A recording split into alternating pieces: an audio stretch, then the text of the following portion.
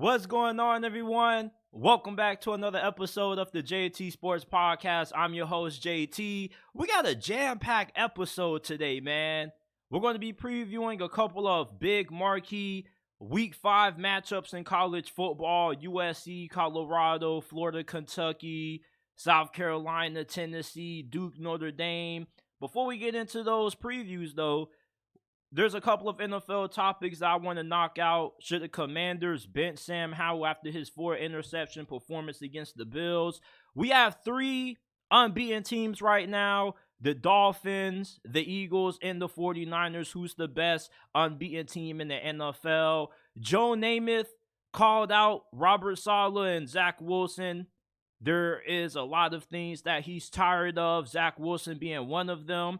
I'm going to give my thoughts on Joe Namath's interesting comments, and the Cardinals are about to shock the whole entire NFL world. I mean, we thought they were trying to tank for Caleb Williams, but obviously Jonathan Gannon and his coaching staff have other plans. Before we begin, leave a like, subscribe to the channel. We go live every day, Monday through Thursday, around 5 to 6 p.m. Eastern Time. Turn on post notifications so you don't miss a live episode. Check out the audio version of the podcast. We're not just a YouTube channel. Every episode of the podcast is available on all podcasting platforms: Apple, Google, Spotify, Amazon. Wherever you get your podcast from, you can find the JT Sports Podcast. If you enjoyed today's episode and you want to support us, give us a 5-star review on Apple and Spotify. We will greatly appreciate it. It's the best way to support the channel. Plus, it's free and it only takes 15 seconds to do so. If you want to support the podcast, go ahead, give us a 5-star review. Every episode is available in audio format on every single podcasting platform. All you got to do is type in the JT Sports Podcast and it will pop up. Or you can go down to the description down below and there will be the links to the Apple and Spotify versions of the podcast. Okay, let's start off with this. Sam Howell threw 4 interceptions and the Washington Commanders lost to the Buffalo Bills. Is it time for them to go ahead and give up on the Sam Howell experiment and put him on the bench for Jacoby Brissett?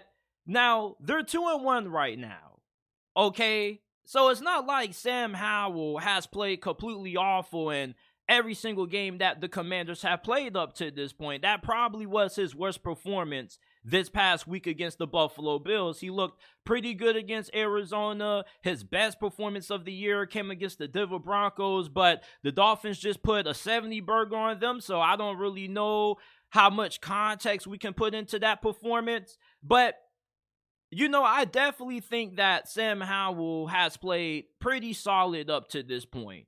And I don't really think there's any reason for the Commanders to bench him unless he continues to struggle, because they do have a pretty tough slate of games coming up. Their next 4 games are against the Eagles, the Bears, the Falcons, and the Giants. Now, the Eagles are one of the best teams in the NFL. They're currently unbeaten, but the Bears, the Falcons, and the Giants are winnable games.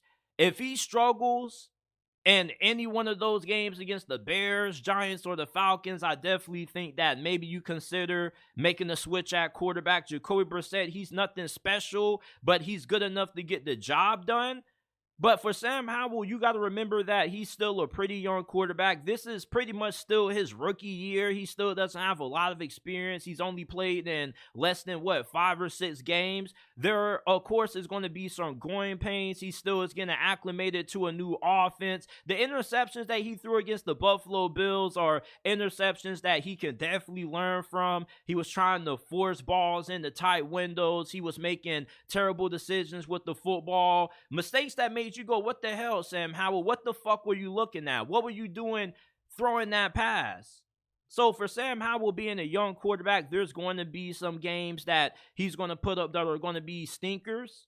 But overall, I think that Sam Howell still gives the Commanders a better shot at winning games compared to Jacoby Brissett. He's more athletic, has a stronger arm, and one bad performance I don't think should be enough for Ron Rivera to send Sam Howell to the sidelines where he has to start back holding the clipboard again. Now, if he struggles against Philadelphia and against the Chicago Bears, then they most definitely should make a change. But overall, Sam Howell has looked pretty solid in this offense, and as we progress throughout the season, he should continue to look more comfortable under Eric Bieniemy's tutelage. He has a really good group of wide receivers. The offensive line is what really is holding back Sam Howell in this offense. This offensive line is complete dog water. This probably is the worst offensive line in the NFL, and not the worst, has to be one of the 3 worst in the league, because this offensive line can't stop a fly to save their life. I mean, every single time Sam Howell's going back to get the snap,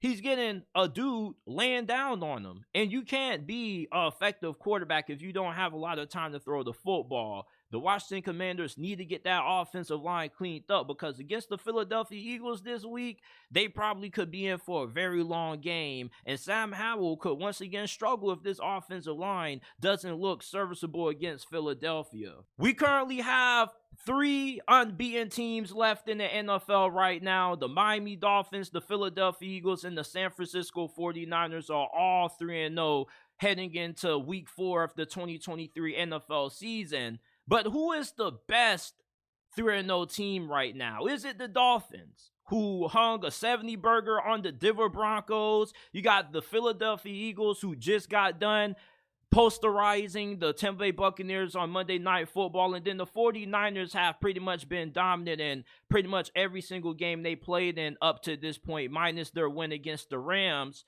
Right now, though, I do think that the Miami Dolphins, to me, look like the best team in the NFL. They got a really good defense with Vic Fangio being their defensive coordinator, and this offense is the most explosive unit in the whole entire NFL. And the crazy thing is that they dropped 70 on those bums, the Denver Broncos, without Jalen Waddle. Imagine if Jalen Waddle would have played in that game. They probably could have gotten to maybe 80, 90, maybe 100 points. That's how bad Denver's defense looked against Miami's offense, and that's how fantastic this Dolphins offense looked against that Broncos defense. There is nothing that Miami could have done wrong in that game. It seemed like every single play that they called resulted in a big play, either a big run or a big pass. There just was nothing that the Denver Broncos could do defensively against Miami's offense. And when Miami's offense is humming, this is the best offense in the whole entire NFL. They got a lot of speed. Tua Tagovailoa is really accurate. This is a great offense that perfectly fits his skill set. And this defense did give up 30 points, 34 points to be exact, against the LA Chargers, but this is a defense that's capable of being able to get big stops when it matters the most. Bradley Chubb, Jalen Phillips. The Dolphins, to me, are the best 3-0 team in the NFL. The Philadelphia Eagles have looked really good, but they haven't looked as dominant as the Miami Dolphins and the San Francisco 49ers have looked in some of their wins. They've had some solid wins. Like, I think the Buccaneers is a pretty good win. They beat them by 2 possessions. But outside of that Tampa Bay win, they beat the Vikings 34-28. The Patriots, they kind of struggled against them a little bit. They're still a really good team, one of the best teams in the NFL, but they're not as dominant as the Dolphins or even the 49ers. Week 1, the 49ers splattered the Pittsburgh Steelers, and then they just splattered the New York Giants on Thursday Night Football. So if I had to rank all of these teams in order from best to worst, I got to go the Dolphins, number 1. Number 2, I will go the 49ers. And 3, I got to go Philadelphia. The 49ers and the Dolphins have just looked like way more dominant teams than Philly. Philly, you probably can argue, is the most talented of the 3. But if we're going off who's performing at the highest level at this moment, the Miami Dolphins look like the best team in the NFL. They just hung 70. I don't care how bad that team is. Do you know how difficult it is to put up more than, 40, 50 points in the NFL game? This isn't college football. The only reason the Miami Dolphins didn't shatter the record is because Mike McDaniels, I guess, felt a little bit sorry for the Denver Broncos, and he called off the dogs near the tail end of the game. But if Miami wanted to, they easily could have put up 100 or more points on that Denver Broncos defense with how that offense was clicking on all cylinders. Now, the Dolphins got a big test this week against the Buffalo Bills, so if they can win that game against Buffalo and they improve to 4-0, I think that all but solidifies them as the best team in the National Football League. Robert Saleh continues to believe in Zach Wilson, but New York Jets legend Joe Namath, he's tired of Zach Wilson. He took to social media to call out the New York Jets, voice his frustrations with Robert Saleh, this coaching staff, and most importantly, Zach Wilson's abysmal play. Like, Joe Namath has seen enough of Zach Wilson, and I'm pretty sure the majority of New York Jets fans out there have seen enough of this dude also. But Robert Saleh has continued to go to bat for Zach Wilson, and at this point, it looks like Zach Wilson is probably the best option that they have right now. Now, they just signed Trevor Siemian. Maybe he'll end up replacing Zach Wilson at some point this season. Maybe they go ahead and they sign Carson Wentz. But Zach Wilson obviously isn't it. And it's really hard to get a good grasp on how much Zach Wilson has developed because he's going against some of the NFL's best defenses. I mean, week one, he had to go up against the Buffalo Bills, who have a top 3 defense in the league right now. That was tough enough as it is. And then he had to go against the Dallas Cowboys, the New England Patriots. And then this week on Sunday Night Football, this fool has to go against the Kansas City Chiefs. This thing is not getting any easier for the New York Jets. But I'll ask you this. You know, who else could come in and replace Zach Wilson and play better? It's easy to say, oh, we can do a lot worse than Zach Wilson or a lot better than Zach Wilson. Can you really when you're going against the best defenses in the NFL? I mean, it's hard to picture a guy like Trevor Siemian having a lot of success against New England or the Dallas Cowboys defenses. You know, Zach Wilson, if he's able to keep the New York Jets in games and he can cut down on the turnovers and get better with getting the ball out faster, the New York Jets could be able to stay afloat this season. But Zach Wilson isn't able to do that. And a large reason why the organization still has so much faith in Zach Wilson is because they want this dude to succeed. They took this dude in the top 3 of the NFL draft not too long ago. Of course, they want to see if he can still pan out and be the franchise quarterback that they envisioned him becoming when they first drafted him. And this is the perfect scenario for him to do that. But he's not taking advantage of the opportunity. And these defenses that he's going up against have been really tough. Now, after this Chiefs game, they got to play the Broncos. We'll see if he can have a solid performance against a team that looks like they're on the brink of implosion. And then you go right back to the basics going up against another top defense in the Philadelphia Eagles. So I ask you this, Joe Namath. If you're tired of Zach Wilson, who else do you think is going to be able to go underneath center and play better against some of the best defenses in the NFL behind the worst offensive line in the league? There's only so much that a guy can do. Now, I'm not saying that Zach Wilson shouldn't be replaced. All I'm saying is that on the outside looking in, it looks like the New York Jets can do better at quarterback than Zach Wilson, but there's not a single guy on the free agency market right now or on the New York Giants' current depth chart that you can really look at with confidence and say, oh, yeah, like, I trust that guy to be able to lead the Jets to a win over the Kansas City Chiefs or the Philadelphia Eagles. They don't got a great offensive line. And at quarterback, going up against some of the best defenses in the NFL behind that offensive line is just a recipe for disaster. Joe Namath, I get that you're pissed off. Trust me, a lot of New York Jets fans feel your pain. Hell, I was hurt when I saw Aaron Rodgers go down. Only 3 plays in and that fool already got injured. I'm not a Jets fan, but I was looking forward to see what Aaron Rodgers was going to do in a New York Jets uniform. And now, the crazy thing is that we got to do this whole, what is Aaron Rodgers going to do with the Green Bay Packers whole talk for a whole nother offseason again.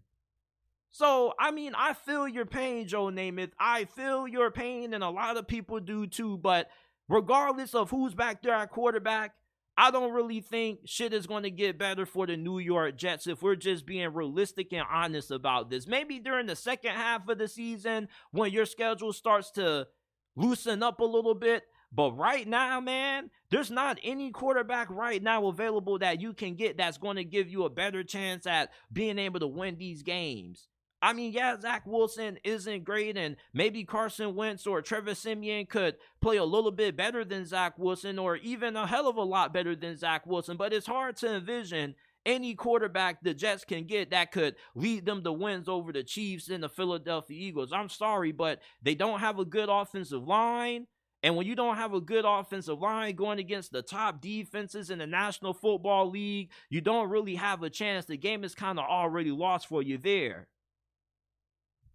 So let me know what you guys think about Joe Namath's comments down in the comment section down below. It's like, I get his frustration, but I mean, regardless of what the New York Jets do, they're kind of screwed unless Aaron Rodgers can miraculously just start feeling better tomorrow or next week and he can come back and play. But unless Aaron Rodgers finds a way to walk back through that door and start at quarterback for the Jets again this season, I don't really think that the Jets are going to be able to have much success this year, despite who ends up becoming the starting quarterback and replaces Zach Wilson if he does end up getting benched. I mean, their schedule is really tough and they don't really have a great offensive line. So asking any quarterback that they bring in to have success is kind of asking a lot. And I just think that this season is pretty much all but over for the New York Jets. Unfortunate that it went this way and that it went left so early, but you know, that's just football, people. That's just life. I thought the Arizona Cardinals were supposed to be tanking for Caleb Williams this year, but obviously Jonathan Gannon and his coaching staff have different plans, because these fools just beat the Dallas Cowboys 28-16, and if the ball would have bounced in their favor in their previous two games against the New York Giants and the Washington Commanders, they easily could be 3-0. And that really is surprising to say, considering that they still have the worst, most least talented roster in all of the National Football League. The fact that they were able to compete and hang around with the Giants and the Commanders and nearly win those games with a lackluster roster gives me a lot of confidence in Jonathan Gannon and the coaching staff that he has assembled down there in Glendale. And this kind of reminds me a lot of that Miami Dolphins team back in 2019 that many people thought was tanking. They got blown out by the Ravens early on into the year, but they started to rattle off some wins, and many people started to have a lot of confidence in Brian Flores after year one in Miami. I think that we could see a similar situation play out year one as Jonathan Gannon being the head coach of the Arizona Cardinals. This team, they don't got a lot of talent, but they are well coached. I mean, they outcoached the Dallas Cowboys last week. The Dallas Cowboys, yeah, they were down several starters on the offensive line, but what a lot of people are leaving out is that the Cardinals were down a couple of starters on the defensive line, and they've been balling with Joshua freaking Dobbs, man. Joshua Dobbs has been a journeyman up to this point in his NFL career, and right now, he's looking like a serviceable starting quarterback. And if the Arizona Cardinals are this good with Joshua Dobbs at quarterback, imagine how better this team can get when Kyler Murray comes back fully healthy. You know, their next couple of games are going to be against the 49ers on the road, the Cincinnati Bengals, the Rams and the Seahawks, and back-to-back road trips. But I'm looking at their next couple of games, and outside of that 49ers game, I think they got a really good shot at being able to at least win one or two of these upcoming matchups that they have within the next couple of months or the next couple of weeks. With how well coached this team is, the fact that they're just able to hang around with teams like the Dallas Cowboys that are superiorly more talented than them shows you that as long as this team can get solid quarterback play, they're going to have a chance at being able to beat nearly any team that they match up against this year. Jonathan Gannon, a lot of us wrote this dude off. We didn't really like the hire, but you can't really judge a head coach before they coach an NFL game. You got to see what they're trying to implement, what culture are they trying to build in the locker room. And it seems like the players really love Jonathan Gannon. I mean, anytime I see a Jonathan Gannon interaction between him and his players, is either him giving them some words of encouragement or giving them a hug. So it looks like the locker room believes in Jonathan Gannon, and it's pretty evident with how this team has played their first 3 games. This team has responded fairly well, and remind you that this is a team that we assume was supposed to be tanking for Caleb Williams. So the fact that they're not tanking shows you that they believe that they can win right now. And when Kyler Murray comes back, this team is going to be really fun to watch. Imagine if they would have had Kyler Murray in their previous couple of matchups. Maybe he ends up being the difference between this team being 1-2 and them being 3-0 right now. The wide receivers are pretty good. You got Marquise Brown, Rondell Moore, who's been utilized in a lot of creative ways. The defense has given up a good amount of points, but this defense shows up in big moments. They were really good in the red zone against the Dallas Cowboys. The Dallas Cowboys were in the red zone 5 times in that game, and they only scored once.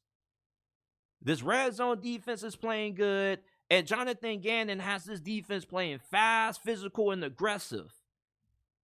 Don't overlook the Arizona Cardinals, man. This is a team that could be the biggest surprise in the NFL this year. None of us expected this team to even win more than a game or 2 this year. And with how they played, keeping it close with the Dallas Cowboys, the Commanders, I think this team is good enough that maybe when Kyler Murray comes back, they could be a borderline playoff team. I mean, they're 1-2 right now, but they beat the Dallas Cowboys, who we assume to be one of the best teams in the NFC this year. And it's not like that was a fluke win. You can say Dallas kind of beat themselves, but let's not ignore that they kept it close against the New York Giants and the Washington Commanders. So this is a team that has the ability to keep games close, and they got the ability to win these one-possession games when Kyler Murray comes back. When Kyler Murray comes back, if you put Arizona in a situation where Kyler Murray needs to put them in a position to win the game, he can do it. Kyler Murray is not a terrible quarterback. This dude was a top 10 quarterback prior to last season. Last season was the worst season of his whole entire NFL career. You got a new coaching staff that looks like they know what they're doing. You got Josh Dobbs balling, and if Josh Dobbs is balling, I imagine that Kyler Murray should be able to have an even better performance at quarterback in this offense. With how good he is and the talent that he has. Yeah, he is coming off a devastating ACL injury, but with all of the new technology and medical research that we have at our disposal now, I think that Kyler Murray should at least be 90% of the player that he was pre-injury that he is post-injury. The Arizona Cardinals are about to shock a lot of people, and the NFL needs to be on notice when it comes to the Arizona Cardinals. This team is not trying to tank. They're trying to win, and they're coming awfully close at being able to do that, especially when Kyler Murray comes back fully healthy. Before we move on to the college football portion of this episode, leave a like, subscribe to the channel if you're new. We go live Monday through Thursday around 5 to 6 p.m. Eastern time. We're about to preview a couple of big Week 5 college football matchups that have my interest. Florida, Kentucky, South Carolina, Tennessee, USC, Colorado, Notre Dame, Duke. I got to get a sip of water. Listen to the JT Sports Podcast. We are not just a YouTube channel. Every episode of this podcast is available in audio format on all podcasting platforms: Apple, Google, Spotify, Amazon, wherever you get your podcast from. The JT Sports Podcast is available. If you enjoyed this episode and you want to support us, give us a 5-star review. We will greatly appreciate it. Kentucky versus Florida, big time SEC matchup. The winner improves to 2-0 in conference play, and this game is going to have a big part in shaping the SEC East division. Now, Florida is going on the road to take on a Kentucky team that is a 2.5-point underdog. And Kentucky, so far up to this point, they haven't really proven anything. They haven't really played a great team They beat Vanderbilt last week, but this is their first true test against a pretty solid Florida team. I think that at this point of the season, we can all agree that Florida is a better team that most of us expected them to be. They beat Tennessee 29-16, and they got a really good defense. Their defensive coordinator, Austin Armstrong, is one of the youngest defensive coordinators in all of Power 5, and for a very good reason, because this is the best that this Florida defense has played at, or the best level that this Florida defense has played at in years. It's been a very long time since the Florida Gators have had even a defense that you could consider to be remotely solid. And offensively, they're not really a team that's going to generate a lot of explosive plays in the passing game. Graham Mertz is just going to do a good enough job to put you in position to win the game. If this gets into a situation when Florida needs to go point for point with Kentucky and this game becomes a shootout, or let's say Kentucky is able to take away the run game for Florida and they have to force Graham Mertz to win this game for the Gators, then I think Florida is probably going to lose this game. We saw a similar situation week 1 play out where Florida was unable to run the football and Graham Mertz had to throw the football a lot of times, and Florida didn't have too much success offensively. Both of these two programs have really good defenses. They're really good on the defensive line. I think that Florida's defensive line has a little bit more depth than Kentucky's, but Kentucky probably has the more talented defensive line. They got a lot of 5 and 4 stars on this defensive line, and Mark Stoops and many people on this Kentucky coaching staff are really excited about how good this defensive line is going to be this year. Now, for Florida defensively, I wonder how that secondary is going to do against Kentucky's wide receivers. Kentucky has a really good group of wide receivers. They got 2 really good sophomore wideouts and Dane Key and Barian Brown, who I'm really excited to watch in this game. And Devin Leary is going to be the key to determining if Kentucky is going to be able to beat Florida by more than one possession. You see, this is a game that I wouldn't be surprised if Kentucky won convincingly. It really just depends on if Devin Leary ends up being able to play at a high level, because up to this point, he kind of has struggled. Against Vanderbilt, he only completed 51% of his passes. He threw 2 interceptions and only 1 touchdown. And this is a really stingy Florida defense. Now, their secondary, although it does have a pretty good amount of talent, they've been prone to giving up a good amount of big plays. They gave us some big plays against Tennessee in the passing game. They also gave up some big throws against Utah week 1. So if Devin Leary can have a good performance, then Kentucky has a pretty good chance at being able to have a good day offensively. And Florida isn't the kind of offense that's going to be able to keep up with you if you're just having a great day. Let's say Kentucky gets the 30 points in this game. I think that is pretty much wraps for Florida. Florida isn't the kind of offense that's built to go back and forth with you in high-scoring affairs. Now, if their run game gets going, then they can keep up with you that way. But if you're Kentucky and you force Graham Mertz to have to beat you with his arm, you definitely like your chances. Now, Florida, the way that you want this game to go is that you want to keep this game as low scoring as possible, similar to Tennessee.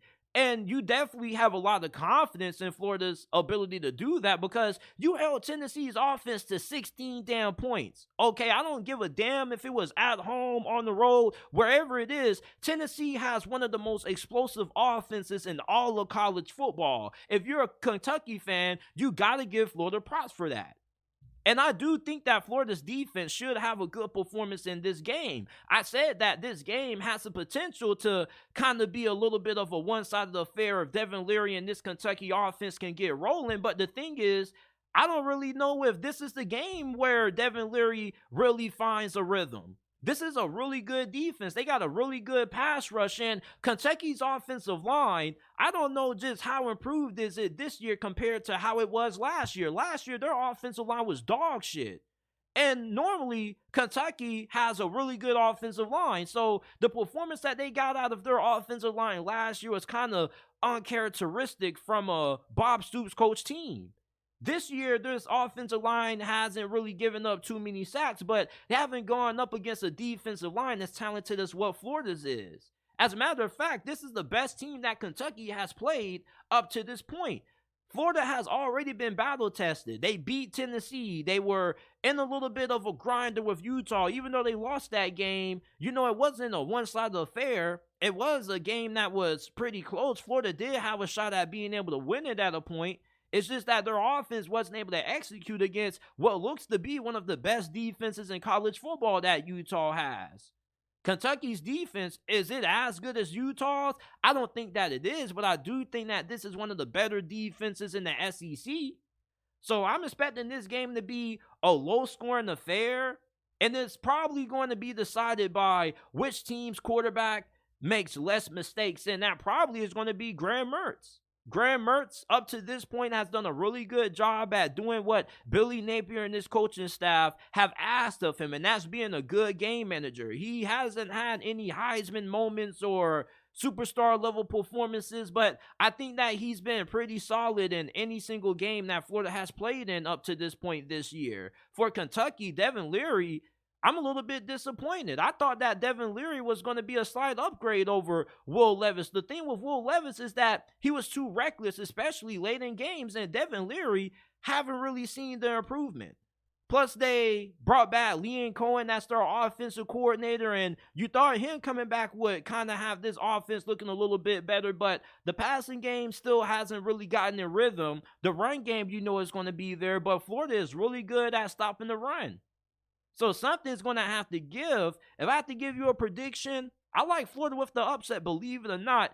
A couple of months ago, if you would have asked me who I would have picked to win this game, I would have told you Kentucky. But after how this season has played out so far, I don't think Kentucky has played like the team I thought they would be this year. I thought Devin Leary would be the best quarterback in the SEC. He hasn't looked like that. He hasn't even looked like the quarterback that we saw when he was playing for NC State. And I think that Florida's defense probably could give Kentucky's offense a little bit of a tough time, even though Kentucky does have the personnel to do some damage against that Florida secondary.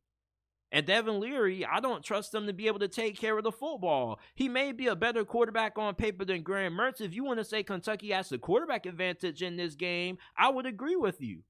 But Graham Mertz, even though he may not be as talented or proven as Devin Leary, at least he's shown that he's capable of being able to get the job done as long as the run game is there for Florida, and you can trust him to take care of the football. So I like Florida to win this game. Kentucky's a 2.5-point favorite. Kind of surprises me, but I just think Florida right now, they've looked like the better football team up to this point this year than what Kentucky has. And it's scary because Kentucky hasn't really played anybody this good up to this point. Last week, Colorado got throttled by Oregon. And this week, they once again are a 21.5-point underdog. This week being against Caleb Williams and USC. Are Colorado and Coach Prime going to have a better performance in this game than what they did last week against Oregon? Because it wasn't even close. The game was over before we even got to halftime. Now, Deion Sanders, okay, he needs to make some significant changes on the offensive line. Colorado is not going to have a chance in this game if they can't give Shedeur Sanders better protection. The offensive line doesn't need to be world class. You're just asking for Shedeur Sanders to have more than just 0.3 seconds to throw the damn football. It's like every time he got the damn football, he was getting sacked or he was running for his life. If you want to be able to have a chance at pulling off this upset, you got to give Shedeur Sanders some time to throw the football in this game. A lot of people believe that Colorado should have a way better showing in this game against USC because many people don't like Alex Grinch as a defensive coordinator. And up to this point, USC's defense hasn't really been challenged. This is the best offense that USC has faced up to this point of the season. So let's say USC, their defensive line isn't able to get consistent pressure on Shedeur Sanders. I think then you can see Colorado's offense start to open up.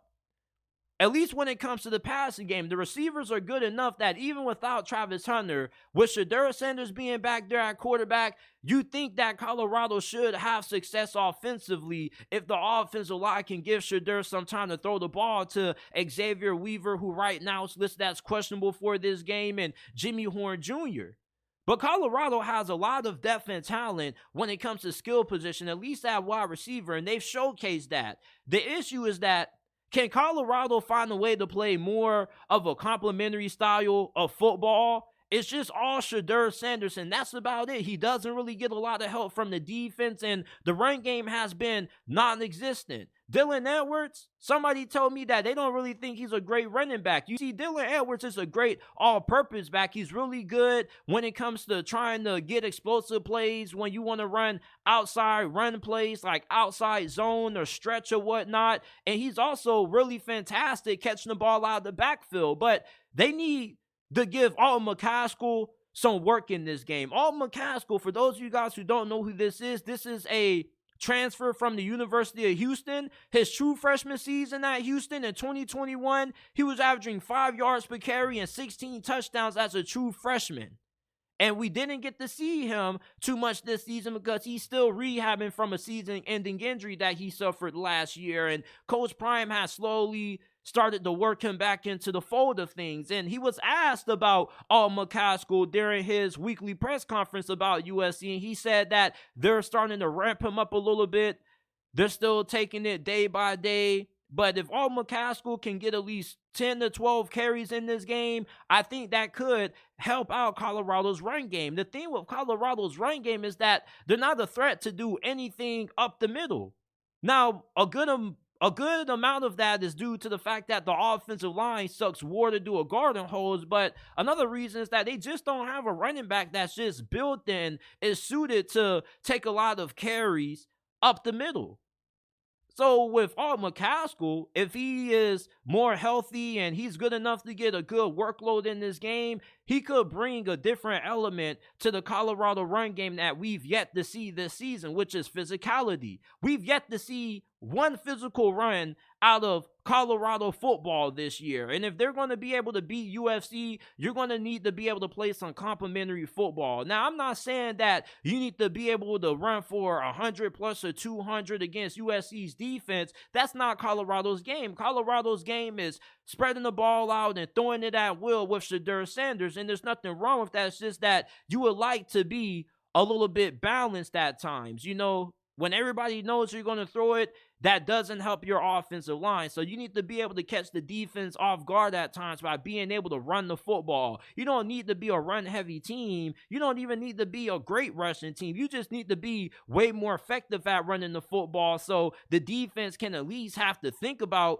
you being a threat to run the football versus just allowing their defensive ends to just pin their ears back and know that you're finna throw the football every play so they can just go ahead and play the pass and try to get after Shedeur.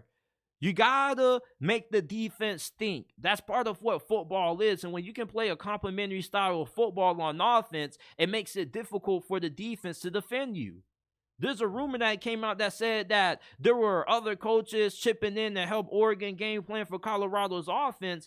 Keyshawn Johnson was the one who started these rumors. I don't really know the legitimacy of them because what's there to really game plan for? All you really got to do is get after Shedeur Sanders, slow down the passing attack, and that's about it. Colorado's offense needs to be way more unpredictable. There needs to be a different element to this offense outside of Shedeur Sanders. You're going against some of the best teams in college football, against some of the best quarterbacks in college football. You're not going to be able to have too much success in this game by just saying, fuck it, we got Shedeur Sanders and we got a chance.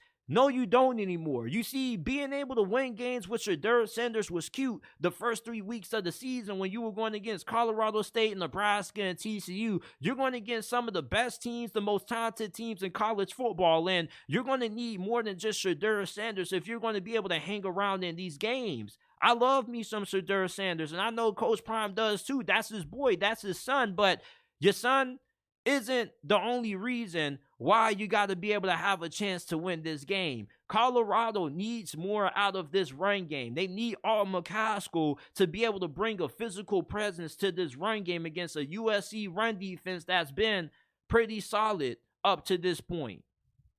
Now, defensively, I don't know what the hell Colorado's going to do in this game.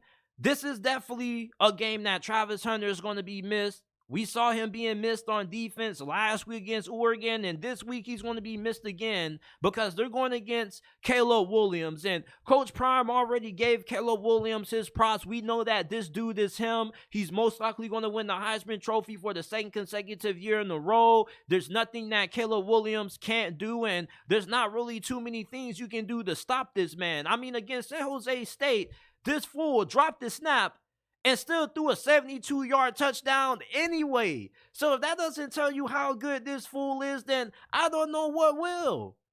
And a player that really scares me on USC's offense is Zachariah Branch, true freshman wide receiver. I believe he was the number one wide receiver coming out of last year's recruiting cycle, and the rumors are is that he's probably the fastest football player ever. They're saying that he recorded an in-game speed that was faster than Tyreek Hill, and he has game-changing speed. In Colorado secondary, they've given up a lot of big plays, and I could see Zachariah Branch going off and having another big performance like how he did against San Jose State against this Buffalo's defense. And it's probably a player that many people aren't talking about, but anytime you have somebody with this much speed and game-changing ability against a team like Colorado that did a poor job of tackling last week, gave up a lot of big explosive plays downfield, I want to see how they're going to game plan against the speed of Zachariah Branch, because Deion Sanders definitely has to account for this dude. Despite the fact that he's a true freshman, this speed against Colorado could drastically hurt them. I mean, we saw how fast Bo Nix and Oregon were putting points up on this defense. With Zachariah Branch on the field, they probably could score any single time they give the ball to him or put the ball in his hands. Zachariah Branch, look out for him. We're all talking about Caleb Williams, but Zachariah Branch, with that speed, I don't care if he's a true freshman. Against this Colorado defense, they definitely have to make sure that they have all eyes on deck when he's on the field, no matter where he lines up at. He can line up in the slot, outside receiver, or in the backfield. You got to make sure that you have a game plan and that you have guys that are ready to corral this dude and run to the ball like dogs when he has it in his hands, because Zachariah Branch is one of those dudes that he can break a game wide open. The first 3 touchdowns of the game pretty much could go to Zachariah Branch. So Colorado defensively, man, not just do they have to game plan for Zachariah Branch, but they also have to do a better job at being able to limit the amount of big plays that they give up. I don't know if they need to play more off coverage and try to give the receivers a little bit more space off the line to try to limit the big plays downfield, but they got to do something, man, because this defense can't stop a nosebleed, man. And if they couldn't stop Bo Nix, imagine what's going to happen when they go against USC. And Oregon called mercy. They put Ty Thompson in. They need a pass rush in this game. I mean, Caleb Williams, he can beat you either way. Either you're going to give him time to sit back in the pocket and pick you apart, or either you're going to get after him and he's going to get outside the pocket and he's going to beat you outside the pocket, either being able to make plays off platform, or he's just going to be able to pick up yards with his legs, because he's kind of like a running back. He has very good vision. He's very tough to bring down. I mean, this dude, Caleb Williams, ain't soft. Like, people think just because this dude is a light-skinned quarterback who paints his fingernails that this dude is a little soft. Like, no, this dude is a tough son of a gun. I mean, Caleb Williams, he'll run through you for a first down. He has really good size. Like, this dude isn't small. Like, he's thickly built. No homo by me saying that. So Colorado, I mean, it doesn't really matter what Deion Sanders and those boys try to concoct and try to game plan for, or try to cook up to slow down Caleb Williams. You can't slow down Caleb Williams. The only thing you can do is hope to stop him or hope to contain him. So maybe, on the flight to Boulder, Colorado, maybe the jack lag kind of affects Caleb Williams' play. Maybe he eats something that he had no business eating during the week. I don't know, but if Caleb Williams ends up having a bad game, it's probably going to have to do something with him just having a bad performance versus Colorado's defense just having a great game plan. And I'm not saying that to the mean Colorado, but I mean, have you seen Caleb Williams? I mean, what the fuck can this brother not do? So for Colorado defensively, I don't really see them getting too many stops in this game unless they can find a way to magically have a pass rush. And USC's offensive line doesn't look as dominant this season as it did previously in 2022. But I mean, outside of Jordan Dominic, number 44, they don't really have anybody that really has gotten consistent pressure on the quarterback. And even he hasn't really gotten pressure consistently. He's just their best pass rusher. And not just can USC kill you through the air with Caleb Williams, but they got some really good running backs. Marshawn Lloyd, transferred from South Carolina, he's a beast. He kind of reminds me a little bit of a version of Marshawn Lynch. And you remember how Oregon was gashing Colorado up the middle of those big runs. There was a play when Oregon ended up losing yards on first down. I believe it was a sack. Ended up being like 2nd and 21 or 2nd and long, something like that. And they hand the football off, and one of Oregon's running backs nearly picked up all the yards that they lost on the previous play, and then some. So for Colorado, I mean, if you had a hard time stopping Oregon's running backs, Marshawn Lloyd is going to be a damn headache for this freaking defense, man. I mean, I just don't see how Colorado defensively can get too many stops unless they force turnovers, man. Now, their offensive line, hopefully they can play better. USC does have some monsters on the defensive line in their own right. They got Bear Alexander. I mean, they got some pretty talented and athletic defensive linemen up front, but they don't really got a lot of depth on the defensive line. So for USC, I mean, I don't think they're going to lose this game. I don't know if Colorado can keep it close. Can Colorado cover the minus 21.5? I believe they can, but I believe they could have covered it against Oregon last week. Now, albeit Colorado gave Oregon some extra added motivation, because, I mean, I saw a video earlier that Oregon's social media team posted on their Twitter page, and, man, Colorado had the audacity to go in the middle of Oregon's field and just, like stomp their feet, rub their feet on the logo. Like, bro, what the hell is wrong with y'all, man? Why are y'all poking the bear? I mean, y'all done won a couple of games, but y'all shouldn't be trying to provoke other teams by disrespecting them in the middle of their field, man. I mean, just go out there and play ball. You already know that you got a target on your back, and you want to give these teams added motivation to beat you and blow you out and embarrass you? Come on, Colorado, man. Like, we need to chill out with the pre-game antics and just be locked in on the game. And after the beatdown that Oregon gave to you last week, you most definitely should be super locked in with a point to prove in this game. And I definitely think that Deion is going to have a way better message in this game, because, I mean, Colorado, yes, they did get obliterated by Oregon, and Oregon looked like the more superiorly, more talented team, but Colorado had a lot of penalties in that game, and anytime they were able to get a little bit of momentum on offense, it got lost because they would turn around and have a holding penalty or a false start penalty. So Colorado needs to get back to playing disciplined football, trying to force turnovers, limiting the amount of penalties they have, and not beating themselves.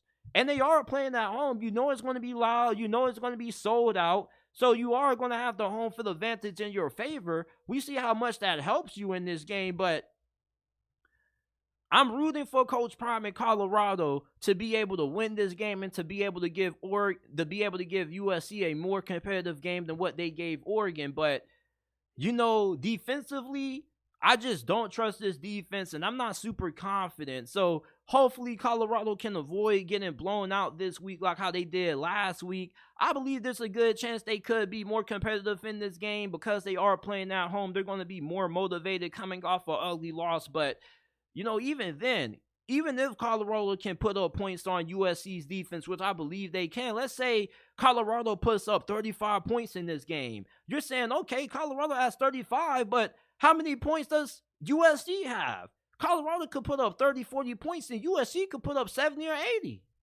I mean, USC, with Caleb Williams at quarterback, there's no telling how many points the Trojans could put up offensively. So I don't know what Coach Prime and his defensive coordinator have in store, but there's only so much you can do to game plan for a quarterback this phenomenal that Caleb Williams is.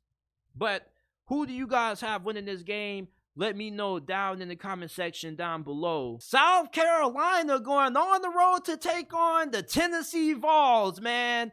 Last year when these two teams faced off, the Beamer boys, they broke Tennessee, man. Let's just call it what it was. I mean, you had Hendon Hooker. Let's just rewind the clock back to last year. For those of you guys that don't know what South Carolina did to Tennessee the night that they destroyed the Vols and broke their souls, let me give you a quick synopsis of what happened. So Tennessee was going into that game, unbeaten, with a great chance of having Hendon Hooker, their starting quarterback at the time, being able to win the Heisman Trophy and potentially leading them to the college football playoffs despite their loss to Georgia. And then South Carolina, they injure Hendon Hooker. They keep him from being a top 10 pick in the NFL draft, and they keep him from being a Heisman finalist.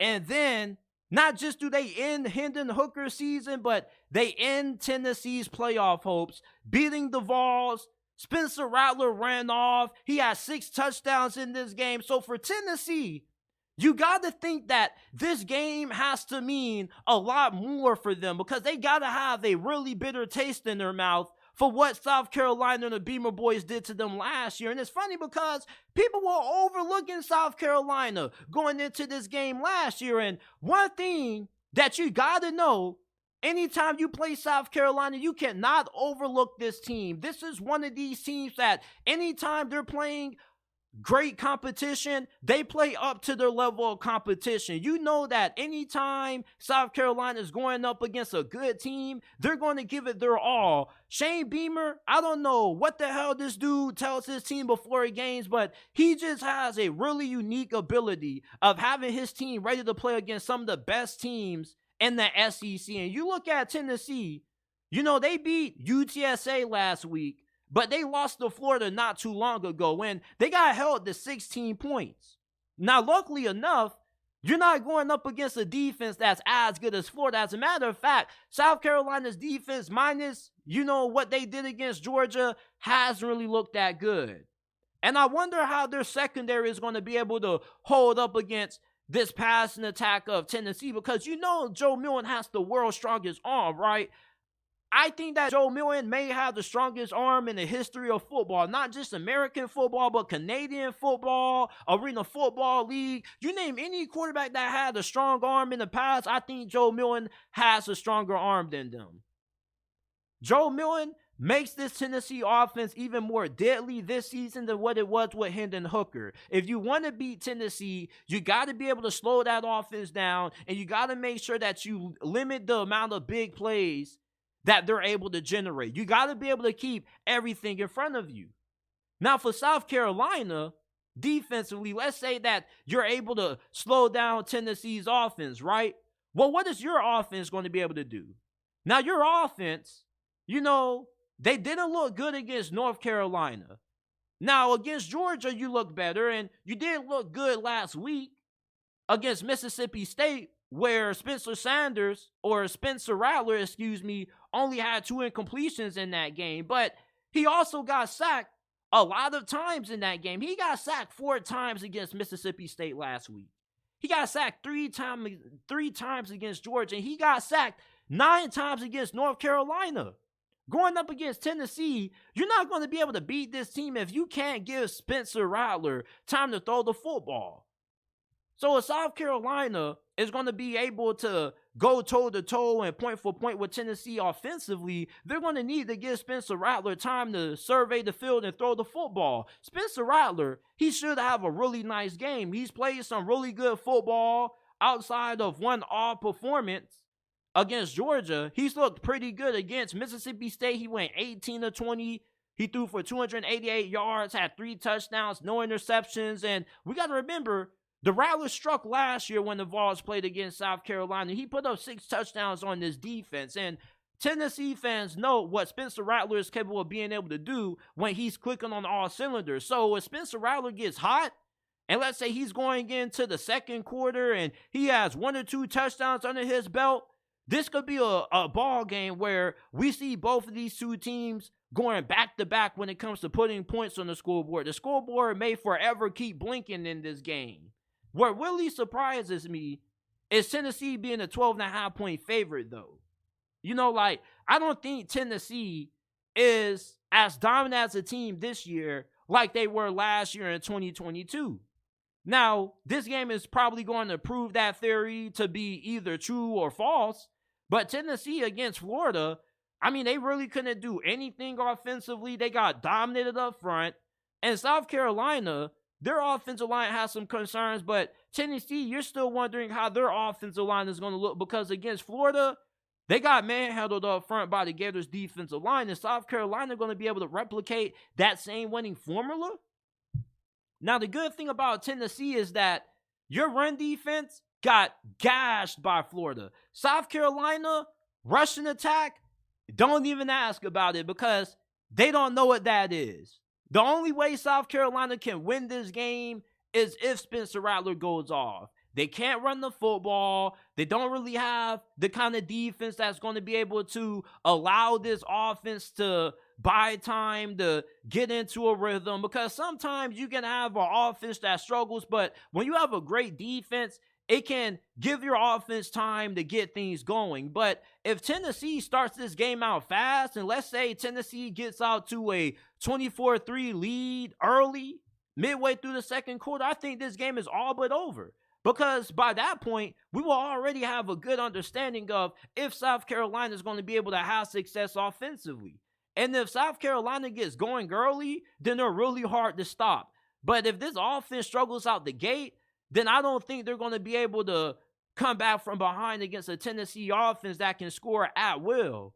And maybe South Carolina's defense can get a stop here or two, but Tennessee's defense isn't as bad as what many people think. People tend to forget that although this defense did have a couple of odd performances, they blew out Kentucky and LSU on the road in Death Valley. So this defense is capable of being able to get a couple of key stops. And against a South Carolina offense that is giving up 9, 4, and 3 sacks against Power 5 opponents, you like Tennessee's chances in this game up front versus when they were going up against the Florida Gators. And the Florida Gators were a team that is really physical. They were able to run the football. They were able to play complementary football. South Carolina doesn't have that same luxury. Now, Spencer Sanders, or I don't know why I keep calling this man Spencer Sanders. If Spencer Rattler can have another great game like how he did last week against Mississippi State, South Carolina has a good chance of being able to win. But Tennessee, I think they most likely should win this game.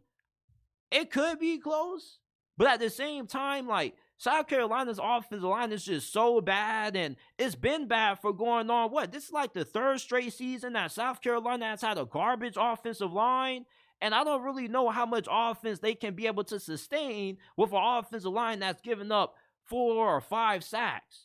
Now, South Carolina, they can generate big plays. You know, they could easily be in a third and long situation and convert that.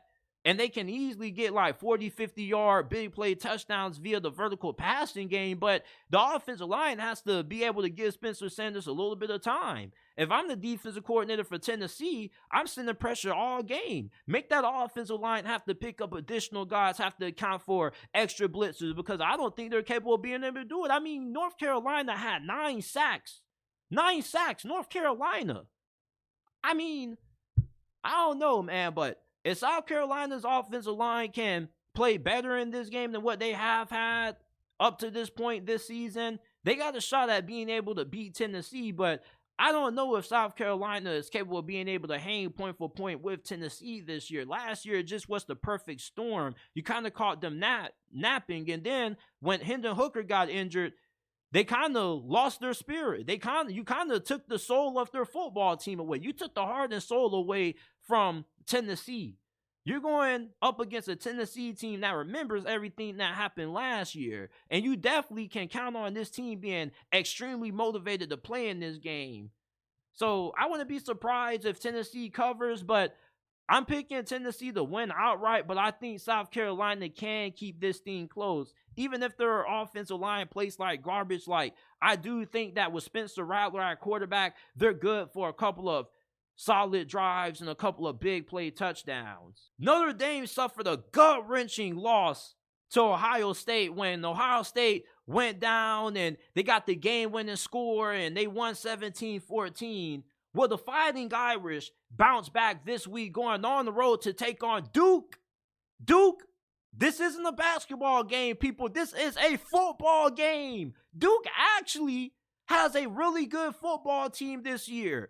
Mike Elko, without a doubt, is the runaway winner for a coach of the year this year, because who the hell would have thought that Duke would be having a game this big, and this probably is the biggest game of the weekend in my opinion. I mean, Duke is an actual legit contender in the ACC conference this year. And with the win against Notre Dame, that would give them two big wins against two of the better teams in the ACC. Even though Notre Dame isn't an official member of the ACC, they might as well be because they play an ACC schedule. So why can't I consider them a member of this conference? You know, they should join, but that's a discussion for another day. We're not going to get into that. But Notre Dame, if they lose to Duke, Duke will have wins over them and Clemson. I think Duke probably becomes the favorite to win the ACC, in my opinion. You know, one thing about Duke is that although outside of that game against Clemson, they haven't really played a lot of great teams, they've won pretty convincingly.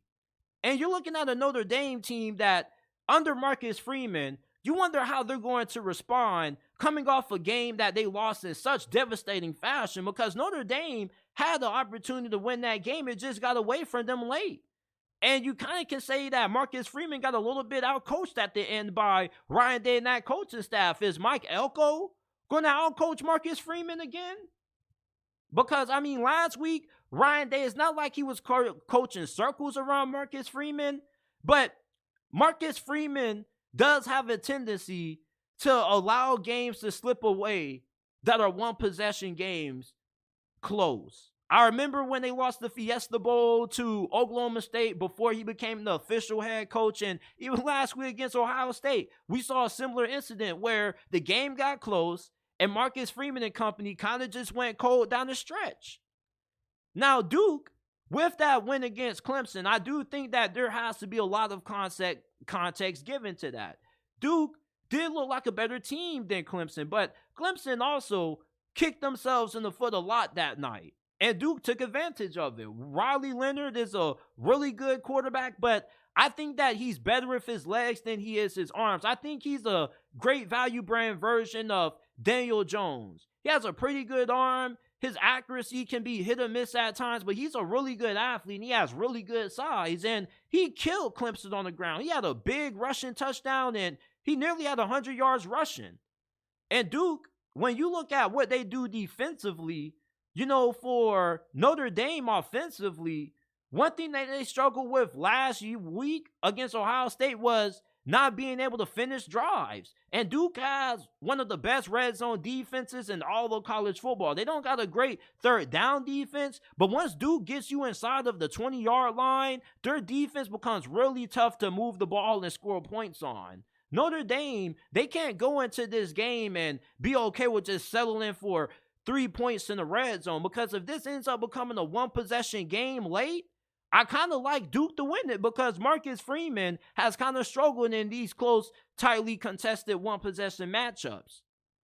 And if this game is close in the fourth quarter, then I think Duke kind of already won the game, because, I mean, let me ask you guys this, and you guys let me know this down in the comment section, and if you're listening to this live, do you think if Notre Dame is the better team than Duke, that they should be able to beat Duke at least by 2 possessions, and this game shouldn't really be that close?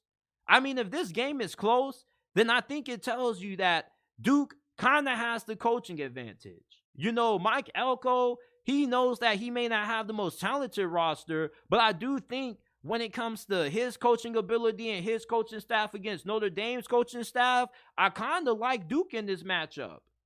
And as long as Duke can keep this game within 1 possession and they can keep themselves from getting down 2 possessions at any point in this game, I think they got a very good shot at winning it, especially if they can keep it close and they're only down 7 points or 3 points late in the fourth quarter. I don't think Notre Dame is a team that is great in the fourth quarter of games under Marcus Freeman. I think that Marcus Freeman is still learning what it takes to be able to close out games and close out good teams. Duke is a really good team.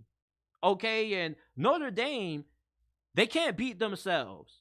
And they normally do a pretty good job at taking care of the football.